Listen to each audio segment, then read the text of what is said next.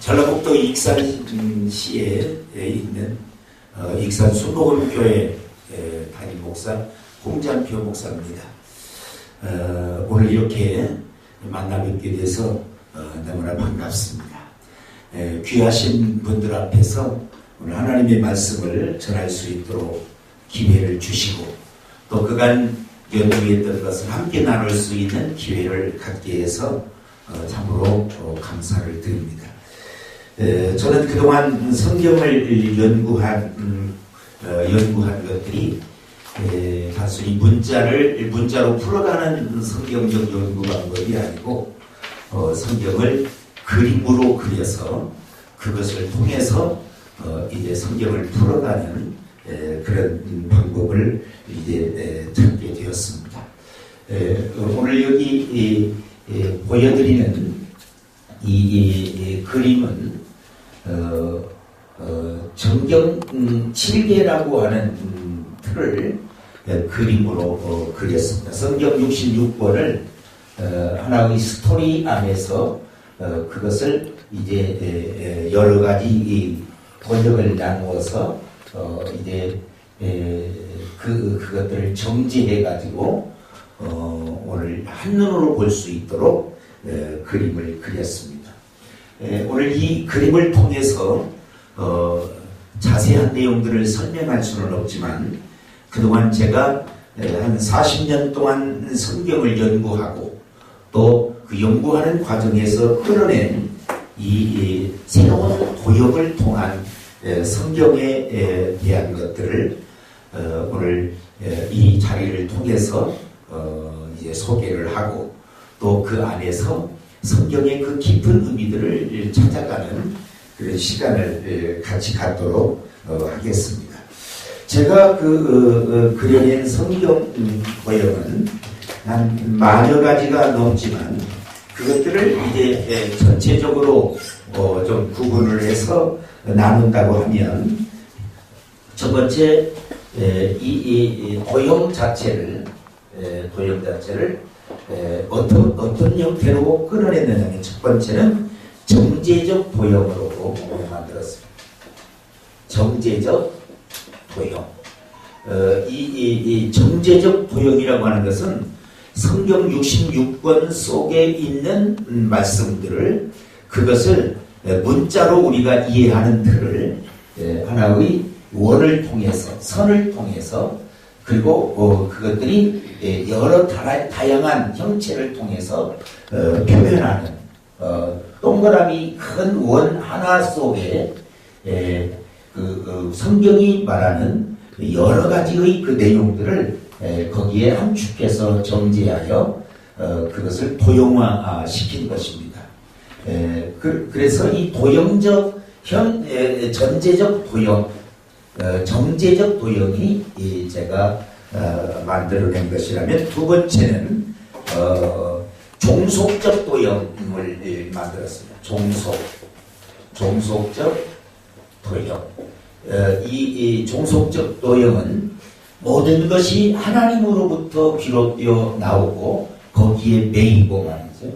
그리고 창조의 자체 역시도 이제 단순히는 무에서 유라고 하는 창조적 개념을 가지고 있지만 실제로는 하나님에게로부터 시작하여 그 다음에 천사들의 세계의 구조적 틀을 가지고 그 다음에 창조의 새로운 그런 구도를 끌어내고 그래서 천지와 만물을 만들어 가시고 또 그 여러 형체들도 역시 하나님이 가지고 있는 그 본원적 세계를 통해서 만들어져 나오는 그래서 그것이 그 어떤 것에 종속되어지는 것으로 도형을 만들었습니다. 그 다음에 세 번째는 원형적 도형입니다. 이제 형체를 가지고 원형. 이 원형적 도형은 여기에 지금 하나하나 소개를 하기 위해서 자료를 가져왔습니다만 붙일 수가 없어서 그렇습니다. 전체를 하나님이라고 하는 하나의 영역 안에서 그것들이 어떻게 점진적으로 이루어져 나가는지라고 하는 원을 통한 그런 성경 전체를 이제 풀어내고 조명해 보았습니다. 그 다음에 네 번째는 나선적 도형입니다. 나선적 도형은 이 하나님의 섭리 자체가 한 곳에 머물러 있는 것이 아니라 만드시고 만들어서 그것들을 운영해 가시는 역사가 나선적 형태를 통해서 이루어지고 있다라고 하는 틀에서 그 틀의 순리를 따라서 성경을 이제 그 원리적으로 이렇게 쭉 끌어가는 내용을 그려놓은 겁니다. 그 다음에 다섯 번째는 수직적 도형입니다.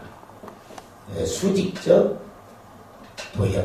이 수직적 도형은 하나님으로부터 시작해서 이제 직선적으로 쭉 내려오는 성경 전기를 말할 수 있습니다. 그 다음에 수평적, 이제 수직적인 형태로 우리가 성경을 볼 수 있다면, 그 다음에 여섯 번째는 바로 이 수평적으로 수평적 도형을 그려서 성경을 표현을 했습니다. 그리고 이제 일곱 번째로 어떤 형태의 성경을 끌어냈냐면 이것을 다중적, 우리는 이 성경을 볼 때 단면적인 것으로 우리가 성경을 많이 풀어가는데 성경은 정제된 언어로 정제되어져 있기 때문에 그것을 우리가 이제 잘 풀어야 되고, 그 풀어진 것들이 이제 이 정제된 틀로 끌어내려고 한다면 그것을 하나의 표현 안에 여러 다양한 것들을 거기에 그 의미를 부여해야만 되기 때문에 바로 다중적 도형을 만들었습니다. 그 다음에 이 다중적인 형태로만 성경을 볼 수 있는 것이 아니라 그 다음에 이 다원적 도형을 만들었고, 그 다음에 아홉 번째로 입체적 도형을 만들었습니다. 그 다음에 열 번째 이 상대적 도형. 상대적 도형과 그 다음에 11번째로 관계적인 것, 관계적 도형. 또 이제 중첩적 도형, 중첩. 이게 좀 표현들이 생소한 표현일 수도 있지만 우리가 제가 그려진 이 성경을 전체적으로 그린 도형들을 통해서 살피면 저렇게 보니까 성경이 또한 다르게 그 의미를 찾을 수가 있겠구나 하는 것을 아마 경험할 수 있을 것입니다. 그 다음에 13번째 회귀적 도형. 이것이 하나님이 창조하신 것이 그냥 쭉 펼쳐가는 것만이 아니라 그것은 다시 하나님에게로 다시 되돌아가서 그 하나님의 영광을 위하여 존속되어지는 그런 회귀적인 도형을 또 했습니다. 그 다음에 14번째로 복합적 도형. 이렇게 한 14가지 또 이제 더 이 세 분에서 또 이야기를 한다면 더 많은 형체의 그런 그 도형을 이제 이야기할 수 있겠습니다만, 크게 한 14가지로 그렇게 구분을 해서 성경을 이제 재조명해 보았습니다. 그래서 오늘 이런 그 도형들을 함께 우리가 하나하나 이제 선보일 때 우리 모두들이 성경이 그야말로 참으로 진리의 말씀이고 완전한 하나님의 말씀이라는 것을 우리가 새롭게 느낄 수 있고, 지금까지 우리가 알고 있었던 성경에 대한 이해가 그 이해의 폭이 협의적인 틀에서 광의적인 큰 틀로 성경을 이해할 수 있고 또 적용하여 설교할 수 있으리라고 생각을 합니다. 자, 이렇게 되어진 그림들을 통해서 오늘 한번 예수님에 대한 예수님을 이런 도형적 그림을 통해서 예수님을 설명한다면 그 예수님이 어떤 모양으로 나올 수 있는가를 한번 이제 생각해보는 시간을 가졌으면 합니다. 우리는 일반적으로 예수님을 알고 있는데 그 예수님은 천지를 창조하시는 창조의 주체적인 존재인 것을 우리는 압니다. 요한복음 1장에서 1장 1절로부터 말씀하는 그 말씀을 중심으로 예수 그리스도가 우리에게 소개되는데 예수 그리스도는 말씀이시고 그리고 그가 모든 천지 만물을 창조하셨고 또 하나님이시다. 이렇게 이제 그 예수 그리스도를 소개해 줍니다. 근데 예수 그리스도는 사실상 이 하나님의 본원적인 본체론적인 틀에서 예수님을 설명한다면 예수님이 끌어나오기 전에 성자라고 하는 예수가 끌어나오기 전에 하나님은 한 분이시라고 하는 하나님으로부터 출발을 한다면 하나님은 지정의를 가지고 있는 완전하신 하나님이시다. 지정의를 가지고 계시는 그런 완전하신 하나님이신데 이 지정의를 가지신 하나님께서 이걸 좀 설명드리겠습니다.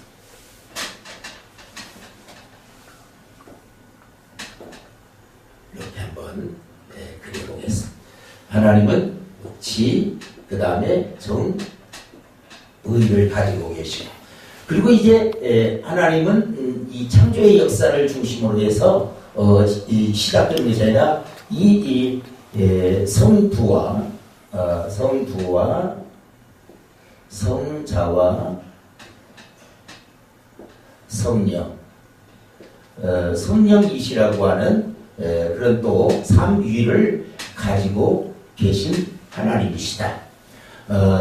이렇게 이제 우리가 구분을 했을 때 어떤 것을 우리가 끌어낼 수 있냐면 하나님은 영적인 세계를 주도하는 주체적인 역사를 성령이라고 하는 영적 틀에서 하셨다면 그 다음에 창조되어진 세계는 성자를 통해서 진행하셨다고 하는 것을 우리가 알 수 있습니다.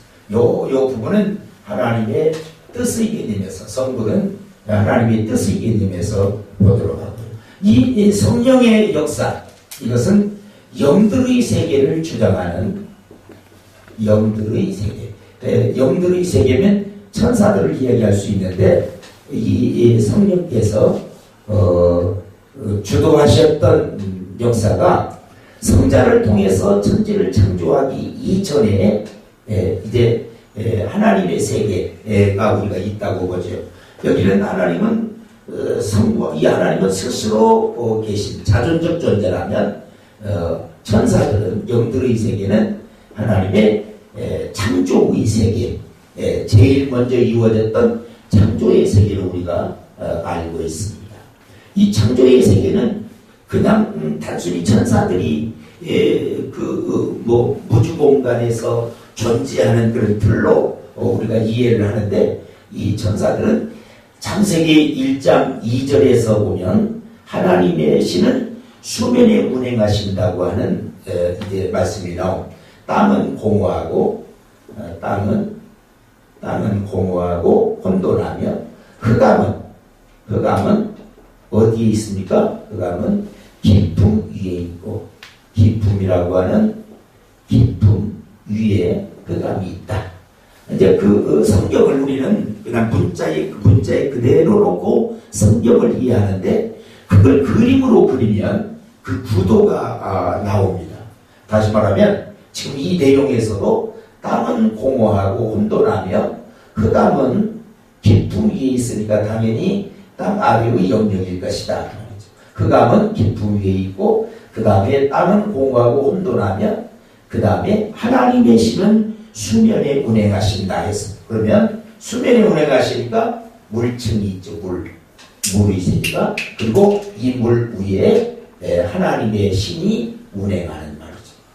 그러면 이 위에는 하나님의 신이 운행하고 이 위에는 무엇이 있을까요? 하나님의 보좌, 하나님의 존영이 바로 여기에 있다라고 우리가 이 구도를 끌어낼 수가 있다 그 말이에요. 이건 창조 이전의 세계를 지금 성경은 말해주고 있습니다. 그리고 그 창조 이전의 세계는 어떤 형체로 되어 있는가를 말해주고 있는데 우리는 그 문자의 전개 내용으로 그냥 성경을 읽다 보면 이런 구도적 틀이 전혀 나오지 않는다 그 말이죠. 이 구도를 그려보니까 땅이 있고 흑암이 있고 깊음이 있고 그리고 물이 있고 하나님의 신은 수면에 운행하고 그리고 영광의 하나님이 계셨다라고 하는 것을 알 수 있다 말입니다.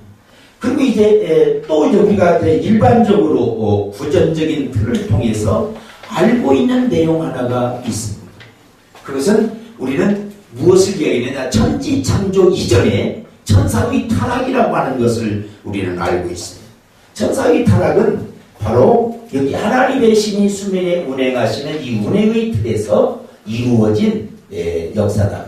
이 하나님을 섬기고 하나님께 경배하고 영광 돌려야 될 천사들이 자기의 자리를 떠나서 하나님의 자리를 탐함으로 하나님을 도전하다가 그 천상에 이제 전쟁이 일어나고 그리고 패배하고 어디로 쫓겨나느냐? 바로 흑암으로 쫓겨나게 된다.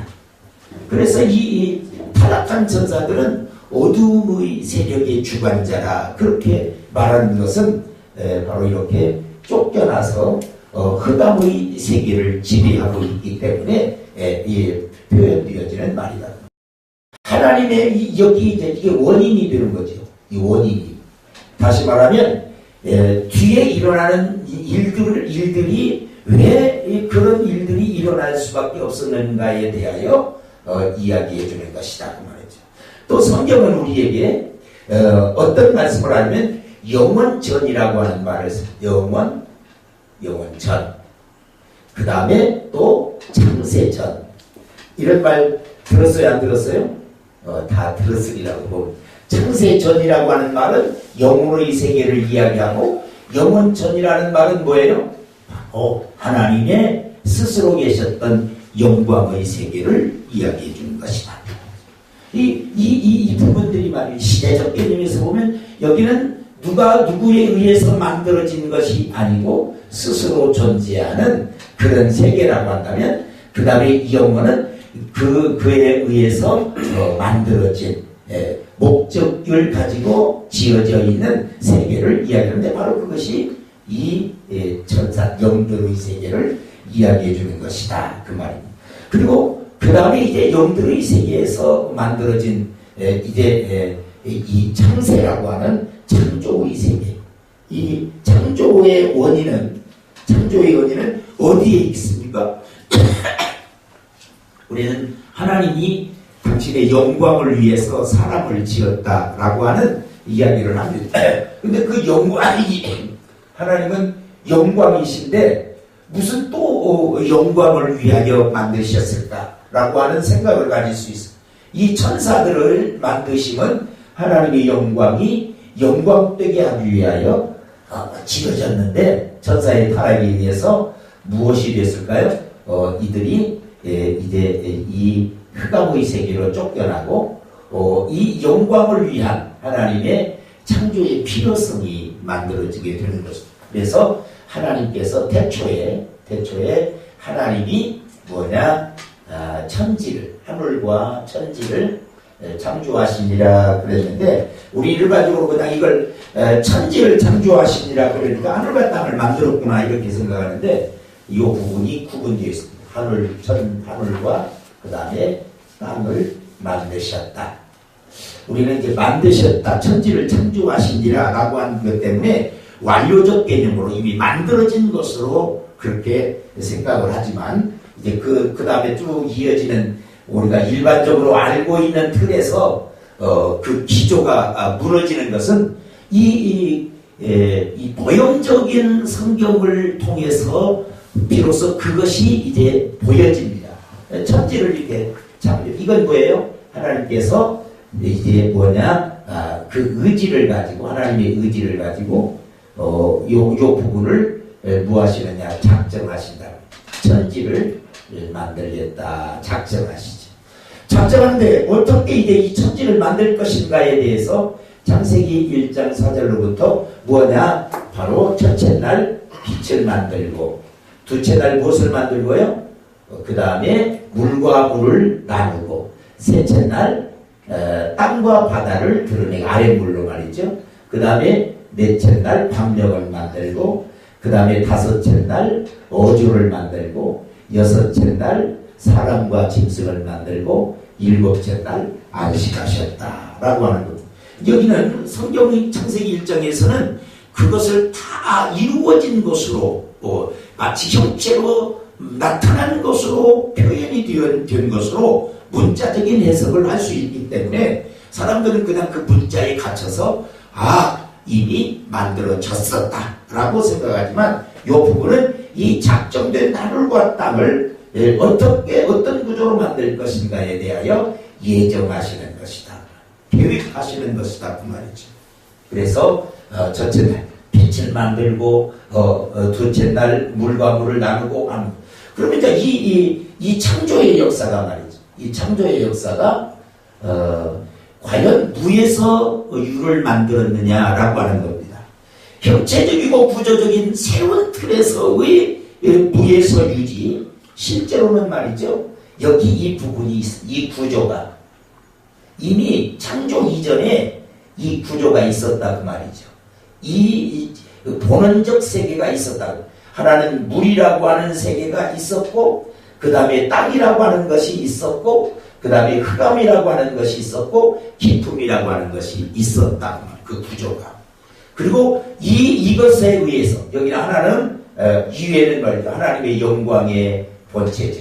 그래서 바로 이 빛은 하나님의 영광으로부터 비롯되어 나오는 것이고, 그 다음에 둘째 날 물과 물을 나누는 것은 여기 하나님의 신이 수면에 운행하는 이 무의층을 말이죠. 무의층에서부터 비롯되어 나오는 것이다. 그 다음에 이 땅은 말이죠. 이 물을 이제 물을 한쪽으로 모으니까 그 속에서 드러나는 것이 무엇이냐? 땅이라고 말이에요. 땅은 새로이 만들어지는 것이 아니라 이미 기존 있었던 것이고, 그 있었던 것이 공허와 혼돈 속에서 물층에 매입되어 있는 것이, 그것이 물을 한쪽으로 모으니까 그것이 자연스레이 물이 모아짐으로 흙이 드러나는 것이다 그 말이죠. 새로이 무에서 아무것도 없었던 것에서 그냥 우리 어렸을 때 들었던 도깨비 방망이 같은 그런 말이죠. 금 나와라 똑딱 하니까 금이 툭 나오고, 이것이 아니고 하나님의 창조의 역사는 그야말로 말이죠. 그런 신비의 세계에서 비롯되는 것이 아니라 실제적으로 역사 속에서 나타나는 하나하나 있었던 것에서부터 비롯되어 나온 근거를 가지고 유추되어지는 것이 바로 창조의 역사다. 아마 지금 우리가 기존 알고 있었던 것이 우리는 없었던 것에서 만들어지는 하나하나의 개념으로 보았다고 한다면 이 도형을 통해서 하나하나 말씀을 도형화시켜서 정제해서 그것을 이렇게 쭉 구도화 만들어 갈 때 비로소 이것들이 이런 형체의 것으로 우리가 바로 알아가야 되겠다고 하는 것을 우리가 인지할 수 있다고 생각을 합니다. 그러니까 빛이 전혀 없었던 것으로가 아니라 바로 하나님의 영광으로부터 비롯되어 나오는데, 이 흑암이라고 하는 기품 위에 있는 흑암의 틀을 말이죠. 이제 대비하는 틀에서 하나님의 빛이 이게 비롯되어 나오는 것이고, 그 다음에 여기 물이 말이죠. 물이 또 하나 윗물과 아랫물로 나누는 틀이 이미 기존 있었던 것에서 구분되고 구별되어지는 것이다. 그렇게 이제 우리가 알 수 있습니다. 그리고 이제 그 다음에 물과 땅과 바다를 구분하고, 그 다음에 이제 여기까지는 말이죠. 만천지라고 한다면 요 광명과 그 다음에 이제 새와 물고기와 그 다음에 여기 사람과 짐승은 만물의 개념에서 그 의미를 찾을 수가 있습니다. 여기 이제 이 광명을 만들고 그 다음에 이제 물고기와 그 다음에 새를 만들고 여기 이 사람과 짐승을 만들 때도 요 만물을 만들어가는 하나하나의 구조가 단순히 그냥 무에서 유의 개념이 아니고 이미 천사들의 이 형체, 그 모양을 따서 하나님께서 창조를 해 나가신다라고 하는 겁니다. 다시 말하면 여기 천사들의 세계, 에스겔서 1장에서 살펴보면 천사의 그룹의 천사를 우리에게 소개하는데 거기에 하나는 사람의 얼굴 같고 하나는 소의 얼굴 같고 하나는 독수리 얼굴 같고 하나는 사자의 얼굴 같은 그것이 말이죠. 이제 하나로 되어서 각 영을 가지게 되고 그 다음에 또 이 영의 중심에 또 영이 있어서 이 영이 가고자 하는 대로 순간 움직여가는 그런 게 운행의 개념이 바로 이제 설명이 돼요. 근데 이미 요 사람과 짐승과 새와 이런 것들을 만드실 때 무에서 유를 만들어 가는 것이 아니라 이미 기존 그 형체가 있었다.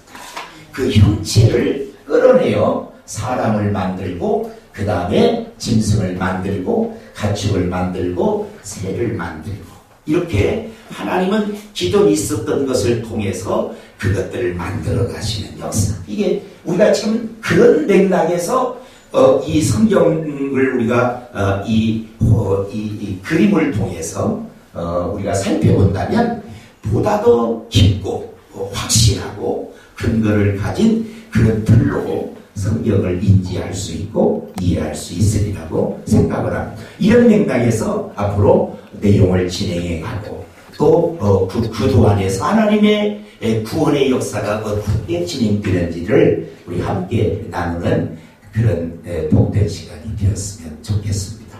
감사합니다. 아멘, 할렐루야. 박수.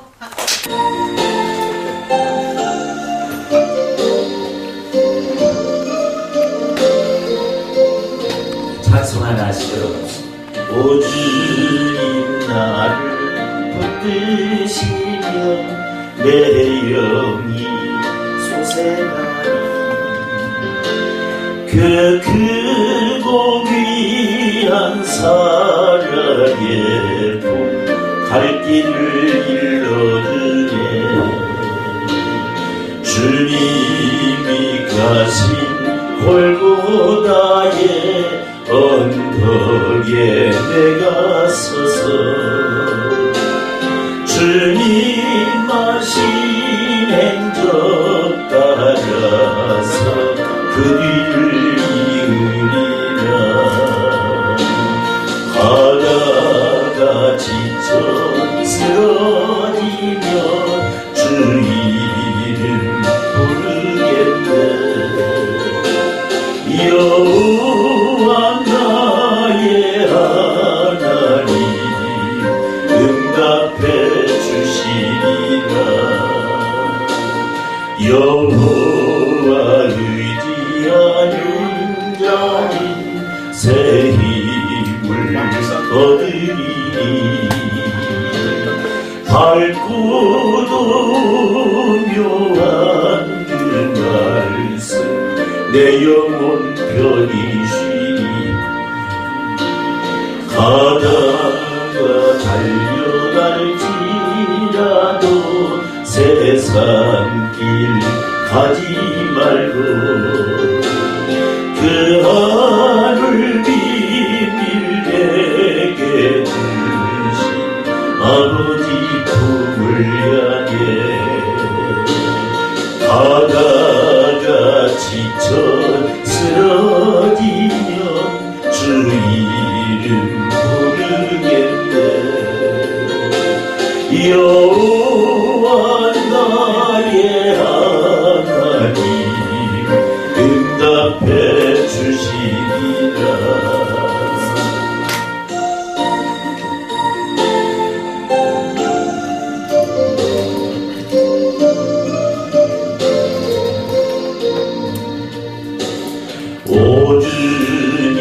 자비하신 모습 나의 얼굴 되어 주님의 품성 닮아서 그 향기 바라겠네.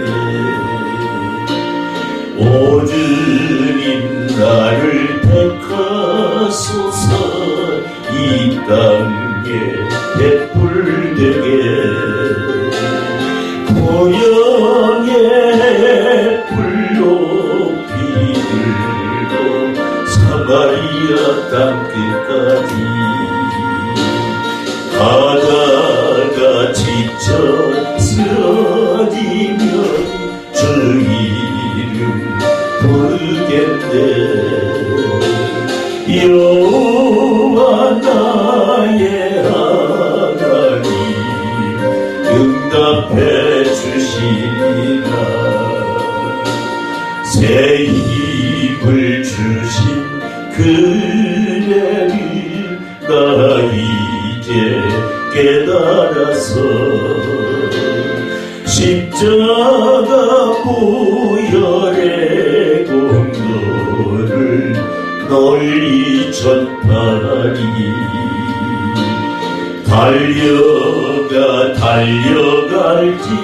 달려갈지라도 세상 길 가지 말고 그